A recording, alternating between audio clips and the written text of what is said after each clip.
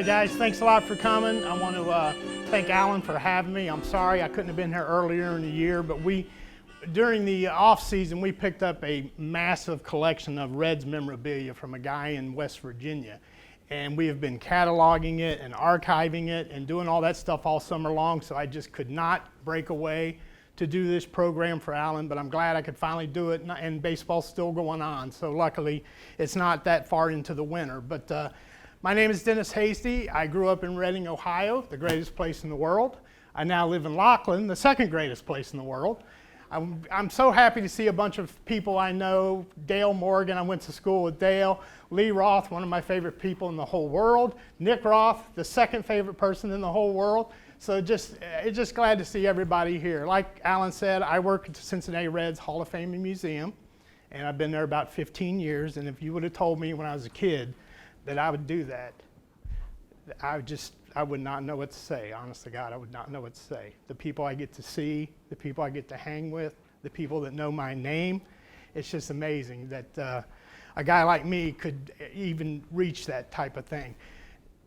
Lee Roth and Nick Roth, their father, was a big influence on me. Mel Roth was one of the greatest guys.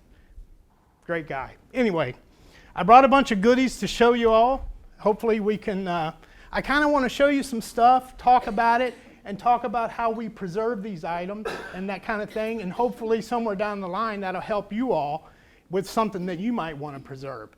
Because you young people, all you young people, and I'm glad to see all you guys, a lot of times, you know, when you're young, you don't think about saving items and stuff like that, and then you find out later on.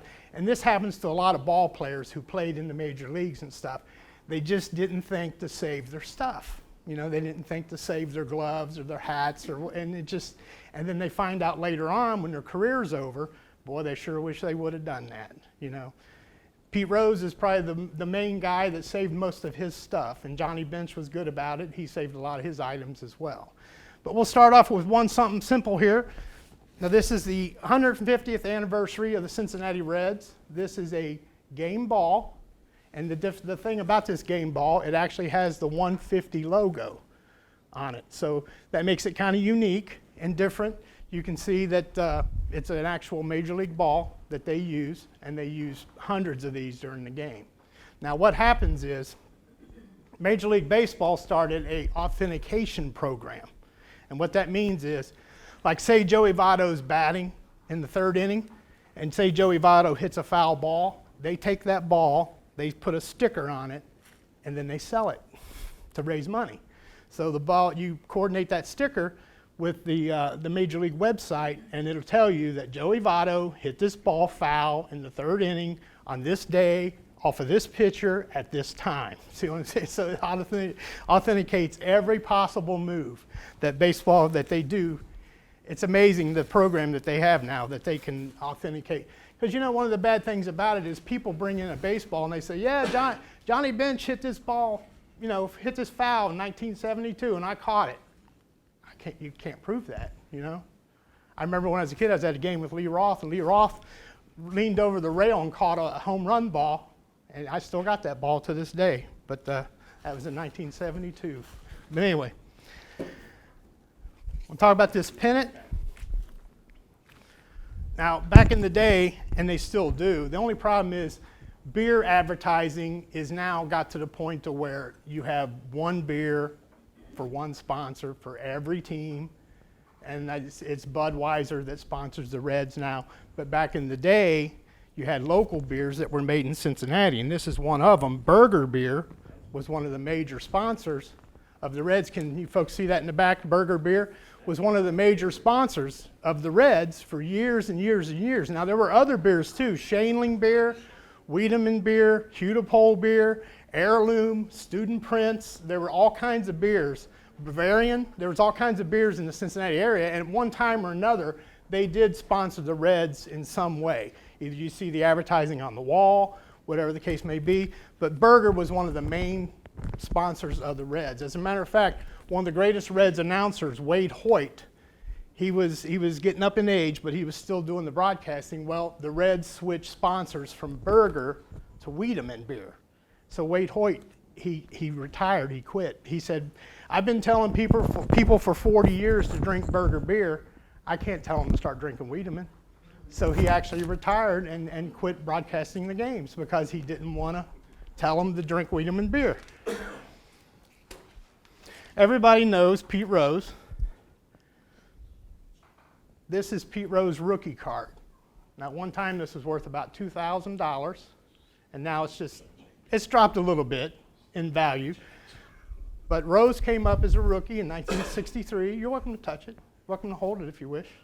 But these were baseball. Do y'all know what baseball cards are? Yeah. You do? I don't mean to ask that, as you know, I don't mean to play, but a lot of young people they don't collect cards anymore. I'm a collector, so. Are you a collector? There you go. But when I was a kid, oh my God, baseball cards were my life. That's all I cared about. You put them in your bicycle. Not one time did I ever do that. But anyway, this is Pete Rose rookie card. It came out in 1963, and at that time, he was no big deal. So, you know, you didn't think to save.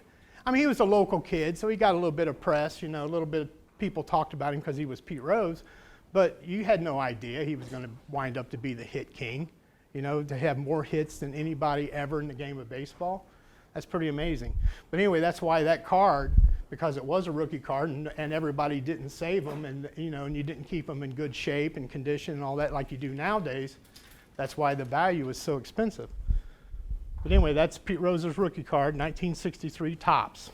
And he shares it with 4 other guys on other teams. This is one of the cleanest ones I've ever seen.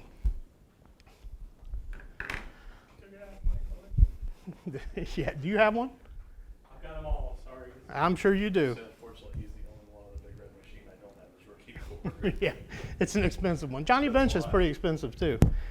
This newspaper talks about the Reds in the All-Star game. Now, back in the 50s, fans used to actually send in their ballots and send in who they wanted for the All-Star game. So you were a big Reds fan, you'd write Frank Robinson or Pete Rose or whatever the case may be. Well, in the mid-50s, what happened was WSAI radio started promoting the All-Star game and started getting fans to write in Reds players to the All-Star game. Well, what happened was it was such a successful promotion that every position was won by a Cincinnati Red. So they had all 8 starting positions were Cincinnati Reds. Well, the National League Baseball said, no, we can't do this. So they withdrew 2 Reds and they added in Stan Musial and I think it was Hank Aaron.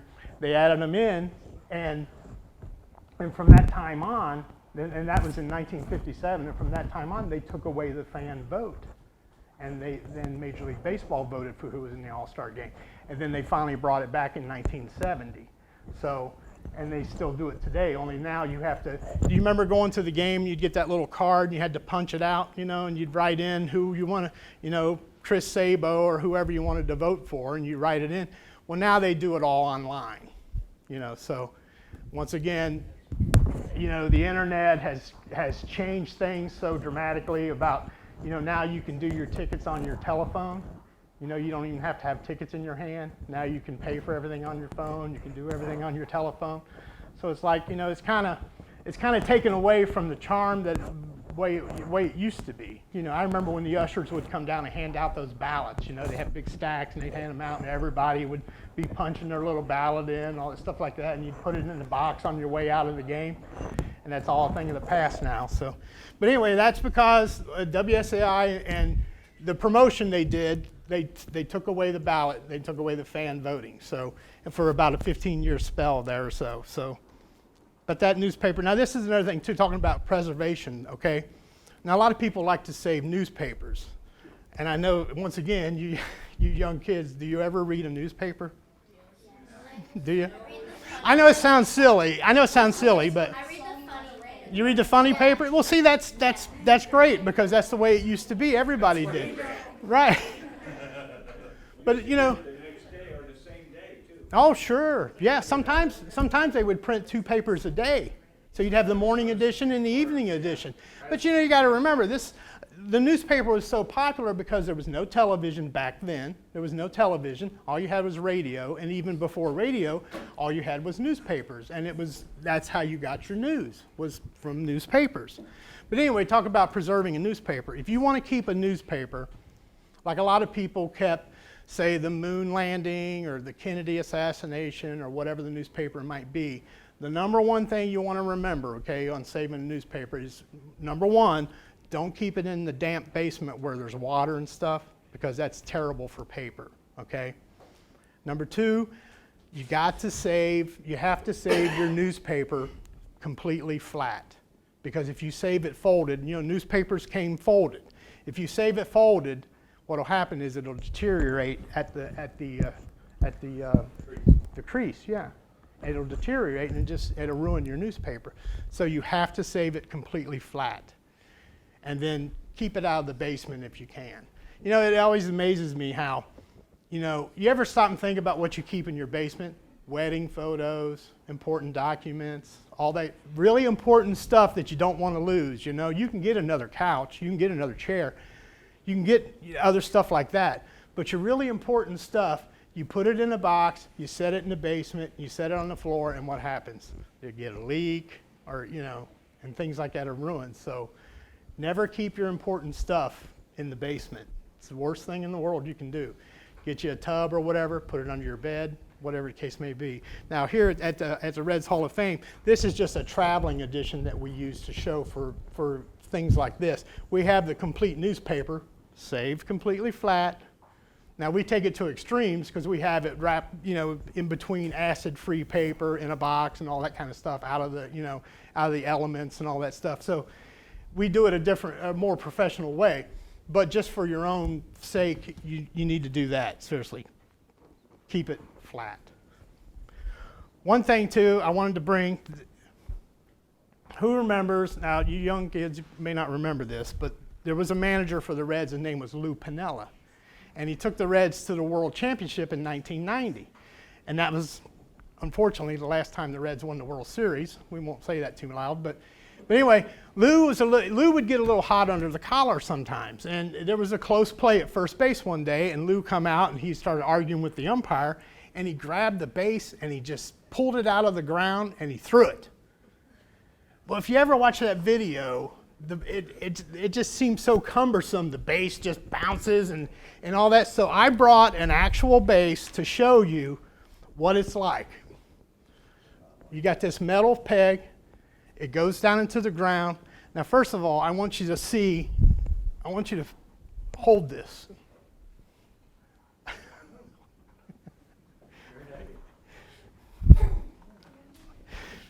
And that's what they slide into. So you can see these things weigh a ton. Well, basically, Dennis, Lou didn't throw a tie rate with the Reds all the time. It was when he was managing. Yeah, Seattle, or Yankees as well, yeah. They never did that. Yep. Does that peg fit over a slot in? There's like a down into the ground, and it goes down into the ground. I mean, it amazes me how more guys don't break their ankles and stuff like that sliding into it, because it's just, I mean, you would never dream. When I was a kid, a base was just a bag with straw in it, or exactly. You would kick it and slide it and move it, but I wanted to bring that to you because most people have never seen an actual major league base that they use on the, and that base is from the last game that was ever played at Riverfront Stadium.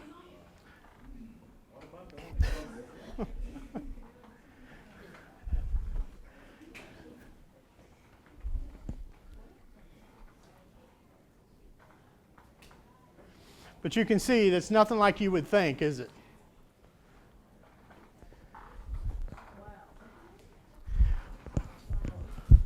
But now, due to Major League Baseball Authentics, they authenticate these bases for every game. And if you can buy one at the end of the game, it'll tell you when this base was used, what inning it was used in, what day it was used on, all that kind of stuff like that. So What do they sell for? some of them go for hundreds of dollars. And if something really important happen on that base, it could go for several $1,000s. It just depends. It depends on what happened in the game, actually. Now it's white glove time. Because some items you don't want to touch with your bare hands because you get the oil in your hands and that kind of thing. Now, one of the more popular players for the Reds was a guy named Ted Kluszewski. Okay? He was known as Big Klue, Ted Kluszewski. And if you notice, Ted was kind of muscle bound in his arms. And when he would bat, his jersey it would aggravate him. So one day he just took the notion and just cut the sleeves off. So there you see his bare arms with his sleeves cut off. Well, Major League Baseball said you can't do that because it's a uniform, meaning everybody's in uniform. So so the next year the Reds cut the sleeves off so Big Klue could bat the way he wanted to bat without having to worry about it. Now, the Reds, the interesting story about Ted Kluszewski was during World War II, now this was in the 40s, 1940s in World War II, the Reds, teams who would normally have spring training in Florida, but they didn't want to do that in Florida any longer because there was fear that the Germans would torpedo the area in Florida. The Germans were, they were trying to torpedo Florida, so there was fear that things would happen. So they started having spring training elsewhere in other places. So the Reds decided to have spring training in Bloomington, Indiana, which was also the home of Indiana University. Indiana University had this football team, the Hoosiers, and their tight end was this big guy named Ted Kluszewski, who happened to one day be hitting baseballs. And the director for the Reds go, that guy looks pretty good. So they drafted Ted Kluszewski out of it, and that's how they discovered Ted Kluszewski was because of World War II, because they didn't practice in Florida, they were in Indiana. And this is one of Big Klue's bats that he used. He was one of the all-time left-handed hitters at Crosley Field. He could put it in the sun deck or the moon deck. If you remember, the bleachers out in right field, in the daytime they were called the sun deck, and boy was it hot. I bet you've sat there many a time, right, Lee? And then at nighttime, it was called the moon deck because there was no sun. And that's where Ted Kluszewski would hit most of his home runs in the moon deck. But this is one of Ted's bats.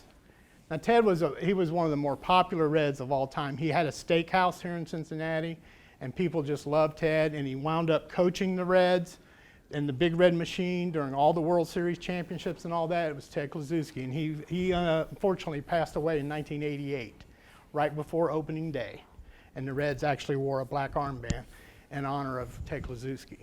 But his wife is still alive, and she comes to the museum from time to time. She's up in her 90s, and she talks about Ted. And she gave us permission for years. She didn't want us to do a bobblehead of Ted because she thought it made fun of him. And we just begged her, and people begged her, and people would talk about how they wanted the number one bobblehead that everybody wanted as a Red was Ted Kluszewski. So she finally said, well, go ahead and do one. So there it is. Hopefully somebody's going to win it tonight. We'll win a Ted Kluszewski bobblehead. But anyway, I wanted to bring this back to show you what a stick that Ted Kluszewski. Now you've heard of the Los Angeles Angels baseball team. Well, in 1961, that was their first year, and at that time, Ted Kluszewski was drafted from the Chicago White Sox because the Reds traded Kluszewski to the Pirates, and he was there in '58. They sent him to the White Sox. He played in the 1959 World Series, and by '61 he was drafted by the Angels. But Ted Kluszewski hit the first 2 home runs in Angels history. Was hit by Ted Kluszewski. So anyway, that's kind of a cool story. But a second bat I brought was. This guy was from Oklahoma, Binger, Oklahoma, wore number 5, Johnny Bench, right? Johnny Bench. He's got like 3 kids now, and they range in age from like 24 to 7 to 3, I think. So he's wild gap. Well, the youngest one's about maybe 5, something like that. I say somewhere in upper grade school, like 6th or 6 or 7. Is he that old? I thought that's his middle one. Anyway, but anyway, Bobby shows up at those card shows you know about. yeah, Ever so often, he says something. I said, yeah, "What do you sell, Bobby?" He said, "Some of my stuff I gave him not much anymore." yeah. His dad kept a lot of stuff. Johnny Bench's kept a lot of stuff, and Bobby's kind of selling it all off for him. You know, stuff that he just doesn't want or need. Much You know. use for him. Yeah, but this is one of the bats Johnny Bench used later in his career. You know, as a ball player ages, they kind of slow down a little bit, you know. So a lot of times they change the weight of the bat because it's not as hard to swing, that kind of thing. So this is one of the later bats that Johnny used. And as a matter of fact, at one time, Johnny Bench used Gary Reedus bats. He started using Gary Reedus's bat, and he liked the way it felt and everything, so that was the bat he used. And when we did the Johnny Bench exhibit a few years ago, he had a bunch of Gary Reedus bats in his bag, so that's how we knew. But anyway, this is Johnny's bat from later on in his career. Like I say, lightly used, because Johnny used a lot of pine tar and that kind of thing, so just give everybody a chance to take a... I'm not sure exactly. It doesn't... No, it typically doesn't say on the end. But like I say, this one's a lighter because, you know, as he was aging, you know, they all do it. I mean, all Babe Ruth did it. They all did it. Everybody, they use a lighter bat as they age and get older. Anyway, this was. You met him when he was a rookie? When he was a rookie. Yep. Remember Carl Mouth Jewelers? Oh, sure. Well, Carl Mouth brought him into the Knights of Columbus meeting Uh-huh. when he was a rookie. Yeah. He sat there and he played cards with a whole bunch of guys. Well, he's a heck of a character. I mean, he's very talented. He's actually can sing. He was on several episodes of Hee Haw and a bunch of different other TV shows and that type of thing. He was on The Partridge Family. He was on Mission Impossible. So he did a lot of acting, did a lot of just all kinds of stuff Johnny Bench has done over the years. Played before Elvis down at the downtown. Did he? Yeah. Well, you know, he started promoting country music shows, you know, and he was real good friends with Kenny Rogers and a bunch of the different country artists and that. Oh yeah, Bobby Goldsboro, sure. Hey, if anybody has any questions, I meant to ask you. If anybody has any questions, don't hesitate to raise your hand and ask anything. Okay, whatever you want to. Yes, sir. Let's get back to the All-Star game. Who won, the American League or National League? You know, honestly, I don't know. I'd have to look. I would say the National League probably, but I don't remember. I don't recall who won that year, 57. But I think it was, yeah, National League won that one. I don't know the score. yeah, I don't recall that either. But Some days we don't want to remember. But we do yeah. for one thing, we have to do it. But anyway, Johnny Bench is one of the more popular Reds that they've ever had. Hey, Dennis, with Johnny Bench doing all these different car shows like you know about, the Mulder shows, you know, they brought him in just for a flat picture signing or whatever for him to sign. Yeah. He was charging $75 Oh yeah. just for Oh yeah. singer, not Yeah. the scripted. Yeah, you know, autograph signings at baseball card shows and all that's become a whole separate business altogether. You know. They charge different prices. Yeah, I mean, players. Come in to sign. When that first started, guys started signing for their charging for their autographs. It was really cheap. You know, I remember at a show, Ted Kluszewski was sitting at a table and his autograph was $1, That's all I paid. and there was nobody in line. Because I met him the week before. Nobody in line. That same autograph now is $75, $80, $100, depending on what it's on. You know. Yeah, I think the picture I got. Yeah. signed by How Kluszewski. clean it is too. Like a Ted Kluszewski signed baseball is a solid $300-$400. Yeah, You know, all if my you can pictures find. are all Yeah. personalized. I don't have any, but one picture, you know, it's up. I Mhm. got the ticket stuff because I'm not paying $3 extra for a certificate of authenticity. Yeah, but you know, I think about that. I think about in the early days when they started doing the autograph signings and stuff. And I remember Hank Aaron was $10, and I thought, $10 for Hank Aaron? That same autograph now is, you know, $150. You know, so you got to kind of And he's kind of like Sparky. think about it. You know. Where he's had illness and whatnot, his signature's not quite the I wanted to bring an actual batting helmet because a lot of people have never actually seen or held an actual batting helmet. This belonged to Jay Bruce, who was with the Reds for a few years, you know, Texas guy. He hit the dramatic home run that won the division and all that. So you guys can pass that around, take a look at a batting helmet if you want. Most people, like I say, most people never get to see or hold an actual batting helmet. Oh, did you look it up? See, there you go. Cell phone. Yeah.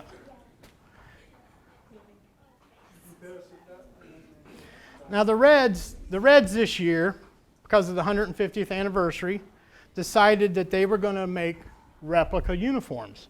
And I got the honor of being on the crew that designed those and decided which ones to pick and all that. So I had a lot of fun with that. But this is one we chose, as they did 15 different uniforms that they were going to wear, Reds past uniforms, throwbacks, whatever, over the past years. And this was from 1911 that we chose this color, because it was the all blue.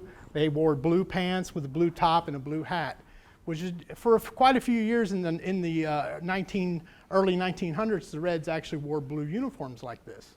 And I used to win bets as a kid. I used to go, yeah, the Reds had blue hats at one time. The Reds, they always had red hats. No, they had blue.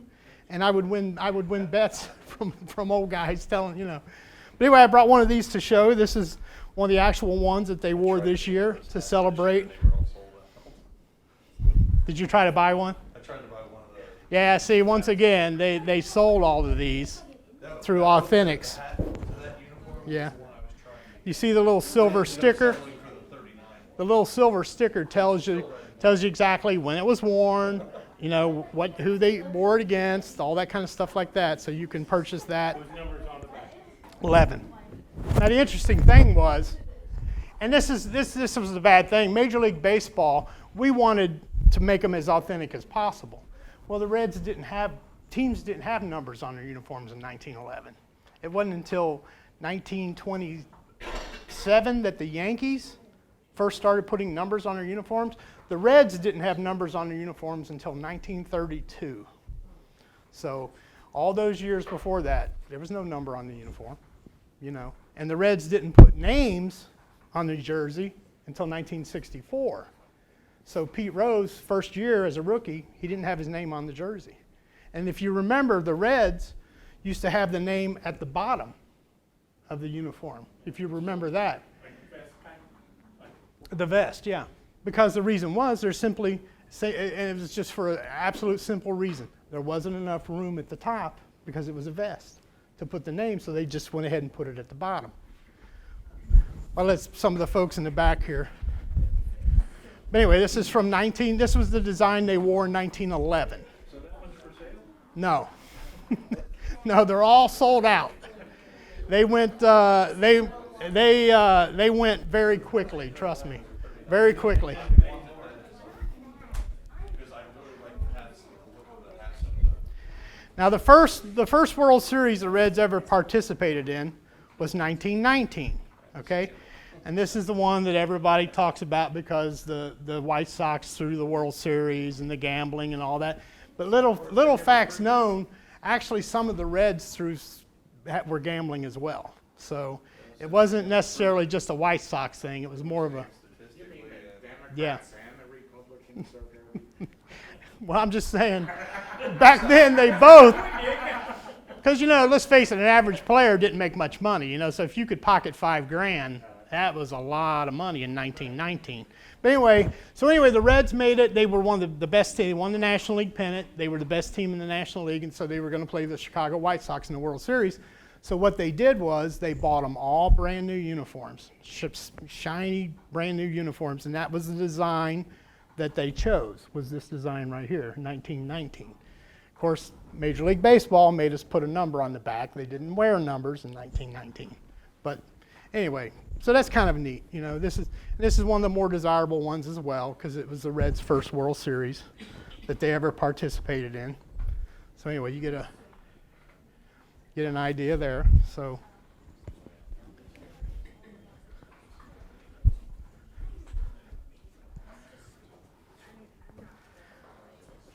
now talking about Pete Rose. Dennis down at the hall. What? They still got the exhibit down the hall for all the throwback jerseys. No, that's changed. Oh. Yeah. We change exhibits. We change exhibits every year, Dave. Haven't been down here in a while. I'm just going. No, really, seriously, people come to me all the time, and they say, "Oh, you worked at the museum?" Yeah, I was there about 3 years ago. Boy, you sure missed a lot of stuff because we change exhibits every single year, and we add stuff. I put stuff on display every day. So if you come in on Thursday and you come back on Monday, I guarantee you there's something that you didn't see because it just was added over the weekend or whatever. So we get things all the time. This right here, this jacket belonged to the hit king, Pete Rose, as you can see, Pete Rose. And he wore this in 1988, and you'll see the All-Star patch. Whenever you host the All-Star game, you wear a patch on your sleeve telling you that, you know, the All-Star game's in your city or whatever the case may be. So prior to 2015, the last All-Star game in Cincinnati was 1988. So the first one was in 1938, then 1953, and they skipped years, then 1970, then 1988, then 2015. So we've had 5. Patches on the jerseys for all of the Sometime in the early 80s, I believe it was. Yeah, sometime in the early 80s. Yeah. Same way with Major League Baseball hats. You know, No, that came way later. those came The with design, yeah, the logo on the hat came way. And you know the bad thing talking about baseball uniforms and jerseys and all that stuff like that. One thing that is going to be coming in the future, and it's going to be in the next couple years or so, is you're going to start seeing advertising on the uniform. You know, which, yeah, I mean, I don't like it either, but You know what my favorite Pete Rose story is? what's that? Dad and Mel was babysitting us, and he took us out, and I kept on saying, "Dad," I says, "that's Pete Rose back there." "Dad, that's Pete Rose back there." He says, "Well, go get his autograph." Finally, after bugging me, I went back, and I come back, I was younger than these guys, probably, and I was almost crying. He says, "What's the matter?" He says, "He wouldn't give me his autograph." "What do you mean he wouldn't give you his autograph?" And I showed him, and he says, "Well, you dummy, he's not gonna sign that racing form."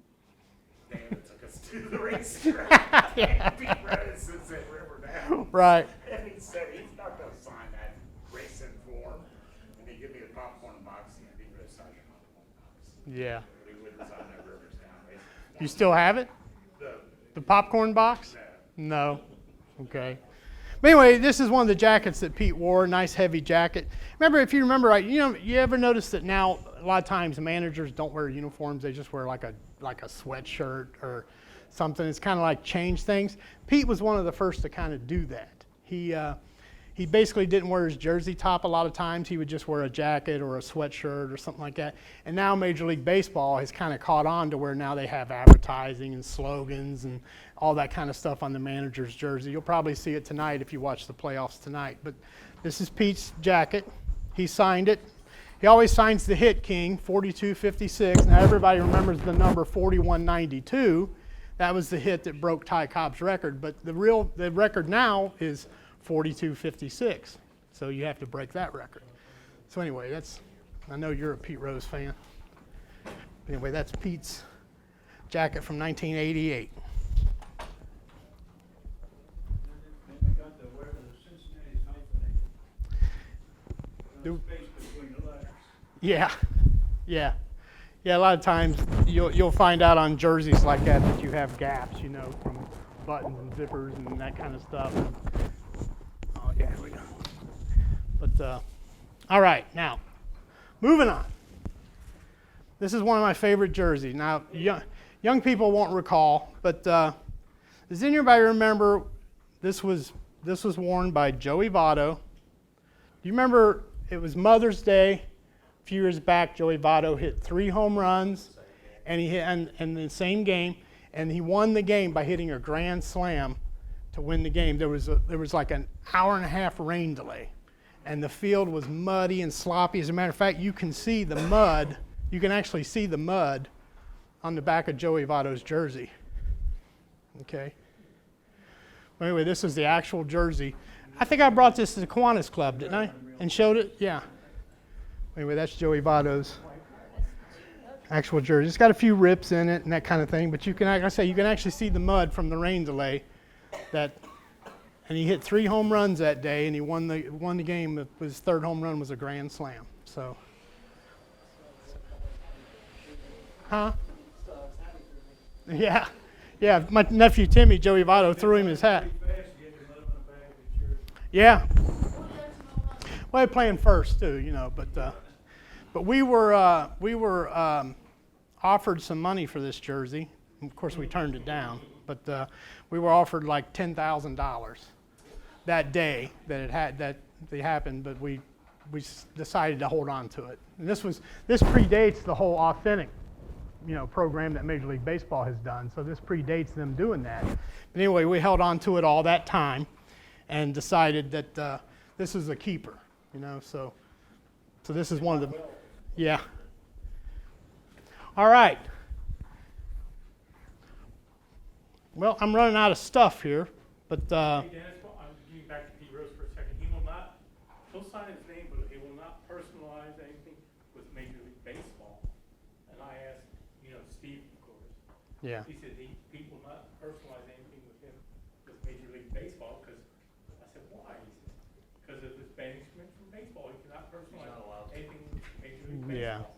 Yeah. Anything other than that, he'll personalize it, but anything with Major League Baseball. Like at a card show or something like Yeah, that. he will Yeah. not Yeah. personalize pictures, Yeah. 'cause, well, I showed you that picture I had him sign when he was going for 4,000 hits. He came back as an expo, and I had his picture Mm-hmm. blown up of him getting 3,998 and 99 in Yeah. the same game. So on the Muller show years ago, he just signed his name. He didn't Yeah. King or nothing. He just got a blue Sharpie out and signed it. Yeah. You know, one thing I did want to mention about, let me put my gloves back on here before I forget. We was talking about preservation and that type of thing, okay? Say you want to keep an article of clothing, okay? The number one thing, the biggest mistake you're going to make is you're going to put it on a hanger in the closet. Whew. Don't do that. Don't do that. Because over time, the stress from the fabric and everything, it makes just awful damage to the shirt, the jersey, the whatever. You know, a lot of women save their wedding gown, you know, hopefully that someday their daughter might wear it or something like that. Never hang it in the closet. Never. Never hang it in the closet, because a lot of times you hang it in the closet and you're shoving clothes up, you know, you're trying to get more clothes in, and it just plays havoc on it. If you want to preserve some kind of clothing, a shirt or a jacket or whatever the case may be, once again, you got to lay it flat, lay it in a box nice and flat, and keep it out of damp, moisture, and that type of thing, you know. So that's just a little tip, you know, to do, you know. Another thing I was thinking about too, a lot of times people save, you remember like these, like a beer can with the Reds on it or something like that, or the Houday beer cans. Remember everybody had the Houday beer, you know, and they'd save them and all that. You can't save them full. You can't save a beer can full, because what will happen is it'll spring a tiny little pinhole leak, and it'll all leak out and ruin whatever's underneath it, or whatever you got it on a shelf or whatever. So you can't save pop cans or beer cans or anything with beer in them. You can't do that. You can't save them.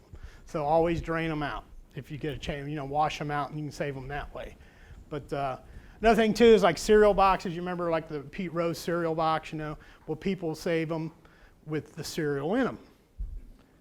That's probably not a good idea either. So don't do that as well, because what happens is mice have an amazing way of getting to things if there's food, and they smell that food, and the mice will get to your cereal and they'll eat it, you know.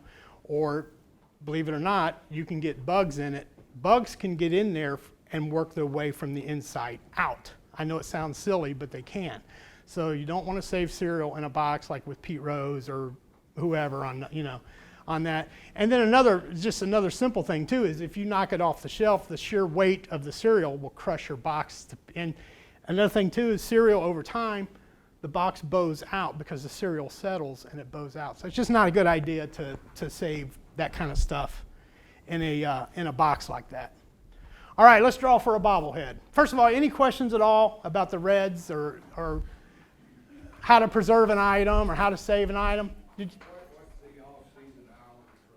10 to 5 every day.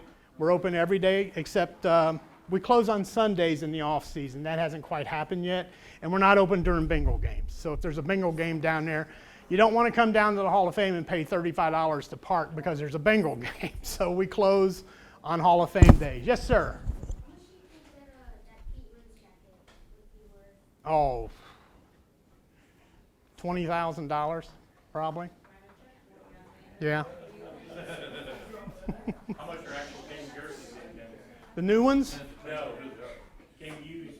Depends on who they are. Well, yeah, just Joey Votto's, those, like, that's a $3,000 jersey in the Red Zone shop. yeah. I got an actual In the authentic shop, right?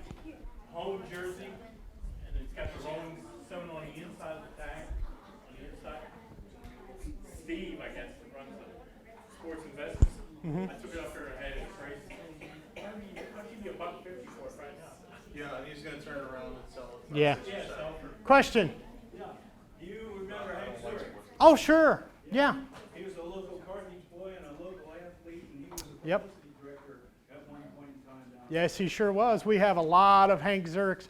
Hank Zurich donated all his stuff when he passed away. His wife or whatever, the family, donated most of his stuff. So we have a ton of Hank Zurich stuff. there. Do you remember the knot-hole days? The what? When I was a kid, they had knot-hole days. Oh, sure. Yeah. People played knot-hole, got to go see Yeah. the Reds free. Yeah. And Does, then they had patrol boy days. does anybody know? Does anybody not know what the term knothole means?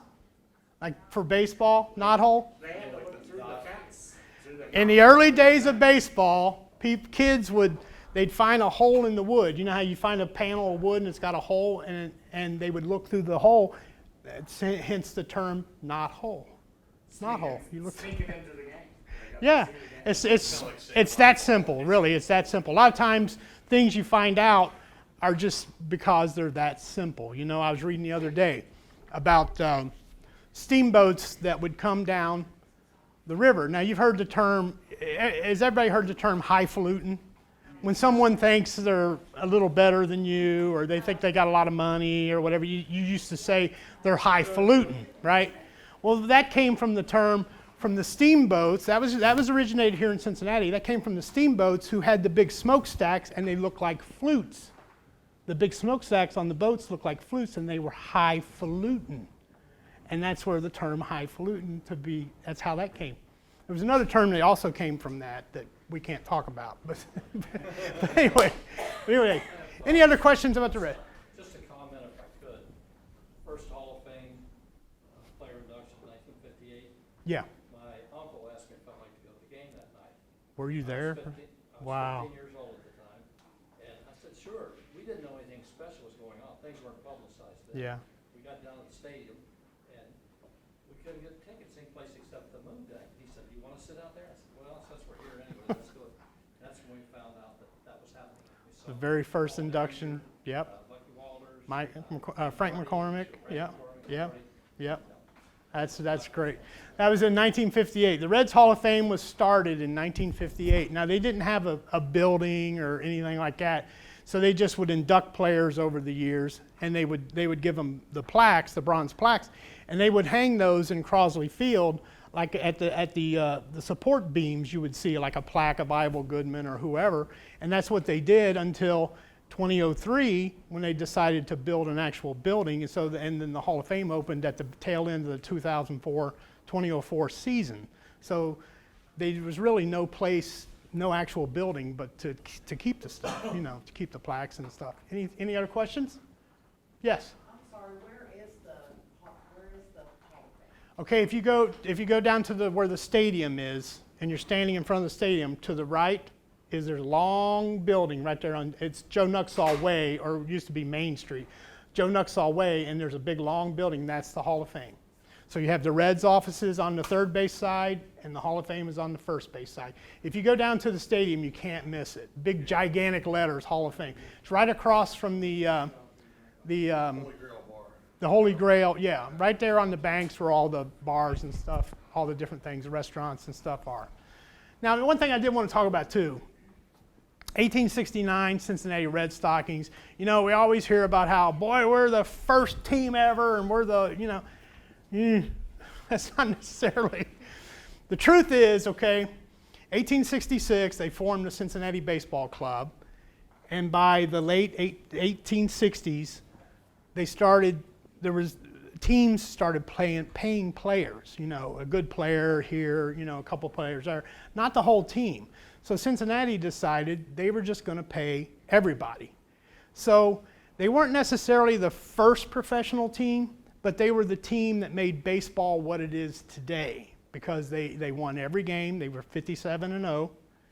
And in 1870, they won most of the games starting off, and then they finally lost to the Brooklyn Atlantics. They went up to Brooklyn, they finally lost, and that kind of took the wind out of the sails, you know, and people started, you know, it wasn't that big a deal anymore to go to a Red Stockings game and all that. So by the end of 1870, they were basically broke. They made no money at all. They made like $1.89, you know.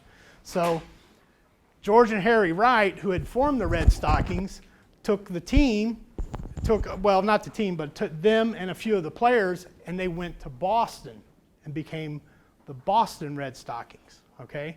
And this was in 1871. So from 1871 to 1876, there was no Cincinnati Red Stockings team, okay? So over time, but the Boston Red Stockings of 1871 still exists today. They are the Atlanta Braves, okay? So over the years, they changed their name to the Bean Eaters and the Red Caps and the Rustlers and the Doves and all that, and they finally settled on the name the Boston Braves. Then they moved to Milwaukee in the 50s, then they moved to Atlanta in the 60s, and now they're the Atlanta Braves. So the oldest continuous major league team is the Atlanta Braves. But the 1869 Red Stockings started it, they perfected it, they created it, and they made it Major League Baseball what it is today was because of the Red Stockings and the popularity of the team and the players and well, because of the way it was done. They paid everybody, and they were just, it was just the way baseball is done today. Okay, so you know, baseball owes it all to the Cincinnati Red Stockings, and that's why baseball celebrated the 1869 team this year and had patches on all the jerseys and whatnot. So that's the main reason why.